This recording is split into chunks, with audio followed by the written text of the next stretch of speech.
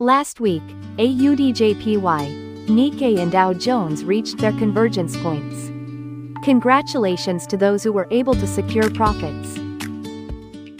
Now, let's take a look at the financial market outlook for the week of March 30th through April 3rd, 2026. How will the markets move this week? Let's take a closer look. This week's theme is the end of the Iran war. The end of the conflict is now within reach. However, behind the scenes, financial markets may be entering their final phase of volatility. Before we begin, a quick note on the model. This forecast uses 200 weeks of global market data and AI-assisted statistical analysis. It does not predict geopolitics, only where prices tend to converge over time. Based on these statistical dynamics, here are the projected convergence levels for this week. USD JPY is 157 yen and 89 sen. EUR JPY is 183 yen and 98 sen. AUD JPY is 110 yen and 38 sen. GBP JPY is 211 yen and 99 sen. The Nikkei 225 is 51,008 yen. The Dow Jones is $45,477. 10-year JGB yield is 2.22%. Gold is $4,517. These are statistical convergence zones, not directional forecasts. 4 weeks have passed since the United States and Israel launched their strikes on Iran. At present, the Islamic Revolutionary Guard Corps is attempting to prolong the war by using the closure of the Strait of Hormuz as its final bargaining chip. However, the reality is that the situation has already reached a terminal stage. U.S. airstrikes have effectively destroyed Iran's ability to retaliate. Furthermore, if Kharg Island is taken, Iran will lose its primary source of revenue, oil exports. In other words, the funding required to continue the war will disappear. If Iran were acting rationally, a ceasefire would likely have already been reached.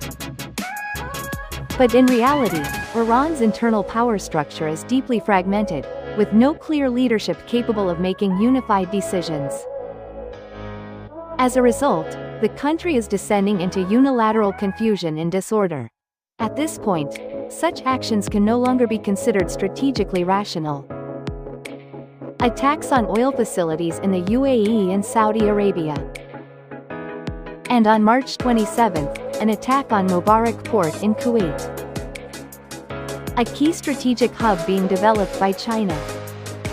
At this point, such actions can no longer be considered strategically rational. In response to this escalation, the UAE and Saudi Arabia have begun moving toward full-scale participation alongside the United States. At first glance, this may appear to be an expansion of the war. However, from another perspective, it can be seen as pressure aimed at bringing the conflict to an early end. That said, a sober assessment suggests that the chances of achieving a meaningful ceasefire with the Revolutionary Guard are extremely low. At this stage, the war is entering a phase where it may not end until ammunition is exhausted. So what is the actual state of military capability? Missile stockpiles are reportedly near depletion. Some analyses suggest they could be exhausted within days. Drones, on the other hand, while incapable of sustaining large-scale saturation attacks, may continue to be used for sporadic strikes for several more weeks due to ongoing production. The United States has already designated the Islamic Revolutionary Guard Corps as a terrorist organization, and does not consider it a legitimate state actor for negotiations. Currently, efforts are being made to engage with moderate factions within Iran. However, these moderates are also said to be under the influence of the Revolutionary Guard and lack real decision-making authority. Taking all of this into account, once Kharg Island is secured and the Revolutionary Guard's funding is cut off, fighting is likely to continue until weapons and ammunition are completely depleted. The Revolutionary Guard may no longer be treated as part of a state, but rather as an independent terrorist organization. At that point, this would no longer be an Iran war, but a broader counter-terrorism campaign involving Saudi Arabia, Kuwait, and the G7 nations.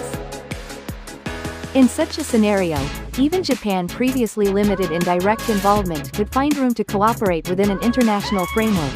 At the start of the week, Japan's Nikkei average is expected to open in the low 51,000 range. Meanwhile, the dollar-yen rate has already broken through the 160 level, and the risk of currency intervention is rising, requiring close attention. As for financial markets, their direction will depend on how the situation unfolds. However, given the deterioration of Iran's retaliatory capabilities, stabilization may occur within the next 1 to 2 weeks. At the start of the week, Japan's Nikkei average is expected to open in the low 51,000 range. Meanwhile, the dollar-yen rate has already broken through the 160 level, and the risk of currency intervention is rising, requiring close attention. Please note that the market outlook presented here is estimated using a stable convergence model based on statistical analysis. We accept no responsibility for any investment results derived from this forecast. That concludes this week's Global Financial Market Weekly Outlook. Thank you very much for watching until the end.